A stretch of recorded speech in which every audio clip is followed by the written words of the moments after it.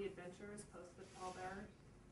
Well, I've got a book finished, which will be out actually 9 months after Pallbearers. Pallbearers comes out in March of 2010, and this one will be in October. And it's called The Prostitutes Ball, and it's a Shane Scully. And it's I think I developed one of my most interesting characters in Prostitutes Ball. I've had partners for Shane over the years. I've had now 3 of them. 2 of them have died. It's been the one part of the series of books where, since he was such a loner, the whole idea of a partner, kind of felt like an add-on to me in a way. And I had Alexa and Chooch and all of that. So, his partners would, be on vacation, or he'd be working a case that didn't look like, where he didn't need a partner, and then all of a sudden it would turn into one where he did. Or the partner would, in 2 cases, ended up, being wounded and knocked out of the play. And so I was saying, I had this partner for 2 or 3 episodes, or 2 or 3 books called Sally Quinn, a gal. I never could quite connect with her as a character. And I didn't want her to get into Alexa's way, and Alexa was so important to what I was trying to do with the novel and with a series of novels. So she felt kind of not right to me, and I wanted to add another character, and I needed a partner for him, and I have created the perfect partner for Shane, and his name is Sumner Hitchens. And Sumner Hitchens is a 30-year-old African-American who is drop-dead handsome. He's a complete BSer. He was actually a homicide, worked the robbery homicide table in the Metro Division, which is downtown in L.A., and he caught a serial murder case.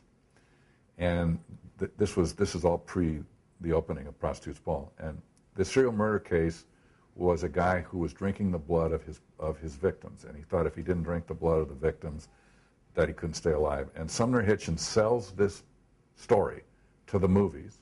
It's called Mosquito. It stars Jamie Foxx. It ends up making $600 million domestic.